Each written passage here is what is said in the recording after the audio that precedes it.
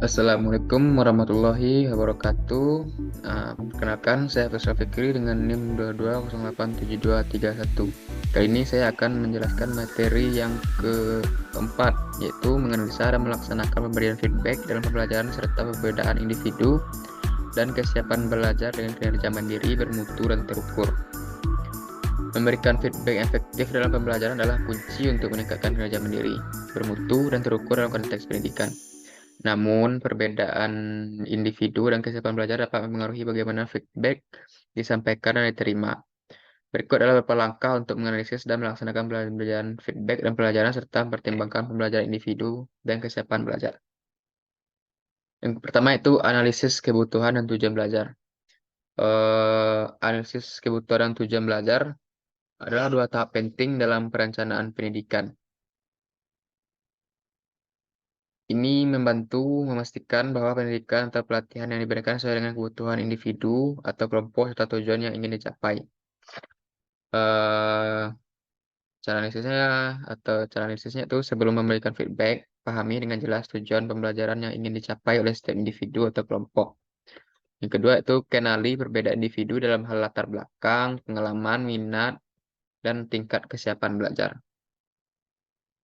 Dengan melakukan analisis kebutuhan yang baik, kita memastikan bahwa program pendidikan atau pelatihan relevan dan sesuai dengan masalah yang ingin dipecahkan dan menetapkan tujuan pembelajaran yang baik. Kita memberikan pedoman yang jelas bagi peserta didik dan instruktur tentang apa yang harus dicapai. Ini membantu meningkatkan efektivitas pembelajaran dan pencapaian tujuan pendidikan atau pelatihan. Yang kedua, pemahaman gaya pembelajaran. Gaya pembelajaran merujuk pada cara individu memproses informasi, memahami konsep, dan menyerap pengetahuan. Pemahaman gaya pembelajaran adalah penting dalam konteks pendidikan karena masing-masing orang memiliki preferensi yang berbeda dalam hal bagaimana mereka belajar dengan efektif. Terdapat beberapa model dan teori yang mencoba menggambarkan gaya pembelajaran. Yang salah satunya itu visual. Individu dengan gaya pembelajaran visual cenderung memahami informasi melalui gambar, grafik, diagram, atau tampilan gambar eh, lainnya. Caranya itu kenali gaya belajar setiap individu. Yang pertama visual dan sesuaikan feedback dengan gaya tersebut. Yang kedua, pertimbangkan preferensi belajar, misalnya pembelajaran online atau tatap muka dari setiap individu. Pemahaman gaya belajar membantu pendidik dan peserta didik menyelesaikan materi pengajaran yang belajar.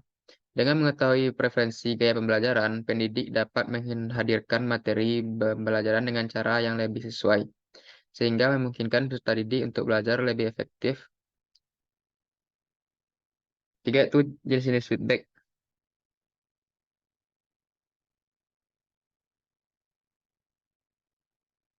Jenis feedback ini adalah informasi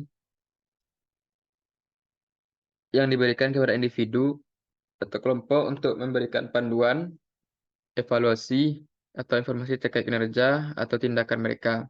Terdapat beberapa jenis feedback yang digunakan dalam berbagai konteks. Atau jenis feedback yang diperlukan itu berikan feedback yang bersifat konstruktif dan spesifik. Maksudnya itu memberikan timbal balik yang bersifat baik atau mereka itu senang lah kan. Kedua itu hindari umpan balik umum yang tidak memberikan petunjuk konkret untuk perbaikan seperti kita mengkomentari sesuatu itu dengan asal-asal. Kemudian gunakan pendekatan positif untuk memberikan pujian pada prestasi yang baik dan saran untuk perbaikan. eh Materi selanjutnya itu konsistensi dan keadilan. Konsistensi dan keadilan ini adalah prinsip yang penting dalam berbagai konteks termasuk motorik. Konsistensi ini adalah mengacu pada menjaga tingkat atau stabilitas dalam berlaku latihan, tindakan. Kemudian keadilan ini adalah prinsip menuntut perilaku adil atau merata dan sesuai dengan hukum atau norma moral. Konsistensi dan keadilan sering terkait satu sama lain dalam konteks manajemen. Konsistensi memastikan bahwa aturan dan kebijakan diterapkan secara beragam kepada semua orang atau bersikap adil. Caranya itu pertama pastikan konsistensi dalam pemberikan feedback kepada semua peserta didik adil dan tidak ada perasaan ketidakadilan atau kita memberikan materi itu secara merata dan adil. Kemudian, kedua, hindari bias dalam memberikan feedback dan pertimbangkan perbedaan latar belakang dan pengalaman peserta didik. Kelima, itu mau komunikasi terbuka. Komunikasi terbuka ini adalah proses komunikasi di mana individu atau kelompok terlibat dalam pertukaran informasi, gagasan, atau pendapat dengan cara yang jujur, transparan, dan bebas dari penyensoran atau retorika yang menyesatkan. Caranya itu berikan peserta didik kesempatan untuk memberikan masukan tentang pengalaman pembelajaran mereka dan apa yang mereka butuhkan dari feedback. Kemudian yang kedua, jadilah terbuka terhadap pernyataan klarifikasi tentang feedback yang diberikan. Maksudnya yang di sini adalah jadikan diri kita itu sebagai tempat bertanya atau tempat mereka curhat. Kedua, yang selanjutnya itu pengembangan kemampuan metakognisi. Metakognisi ini adalah proses meningkatkan pemahaman dan pengendalian terhadap proses berpikir dan belajar seorang. Eh, Cara untuk mengembangkan metakognisi ini yang pertama itu refleksi, dua penyusunan tujuan belajar, pengendalian diri, pemantauan dan evaluasi, penggunaan teknik belajar yang beragam, dan berinteraksi dengan orang lain. Dengan cara membantu peserta didik dalam mengembangkan kemampuan untuk mengevaluasi dan memahami feedback, serta menggunakannya untuk meningkatkan kinerja mereka sendiri. Kedua, dorong refleksi atas pembelajaran dan perbaikan yang berkelanjutan. Pengembangan kemampuan kognisi ini akan membantu kita menjadi pembelajaran yang efektif dan dapat meningkatkan kinerja akademik kita. Kemudian selanjutnya itu perkembangan individu. Perkembangan individu adalah proses perubahan yang dialami oleh individu sepanjang hidup mereka, mulai dari konsepsi hingga akhir kehidupan. Caranya itu pertimbangkan perbedaan tingkat kesiapan belajar antara individu. Beberapa peserta didik mungkin memerlukan bimbingan lebih lanjut, sementara yang lain lebih mandiri. Kedua, sesuaikan tingkat dukungan dan panduan sesuai dengan kebutuhan individu.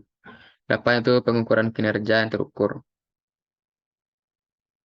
Pengukuran kinerja yang terukur ini adalah proses pengumpulan data dan informasi yang memungkinkan penilaian yang objektif dan terukur terhadap pencapaian tujuan atau hasil tertentu. Hal ini sering digunakan dalam berbagai konteks, termasuk bisnis, pendidikan, manajemen proyek, dan berbagai organisasi. Caranya itu pastikan bahwa feedback membantu peserta didik mengukur kemajuan mereka terhadap tujuan pembelajaran yang telah ditetapkan.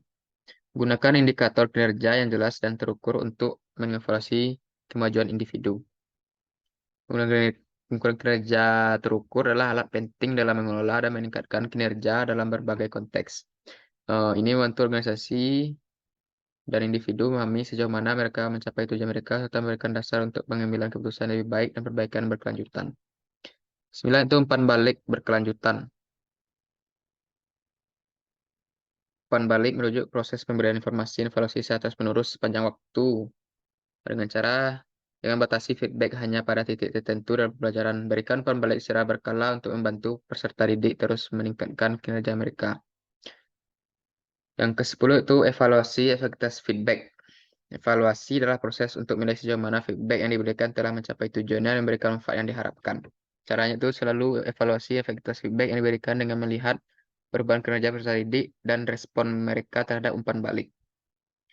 Evaluasi efektivitas feedback merupakan langkah penting dalam memastikan bahwa feedback digunakan secara maksimal untuk memberikan manfaat yang signifikan kepada individu atau organisasi. Ini membantu dalam memperbaiki proses komunikasi dan pengembangan. Mungkin sekian yang dapat saya sampaikan. Apabila ada salah kekurangan, mohon maaf. Akhir kata, Assalamualaikum warahmatullahi wabarakatuh.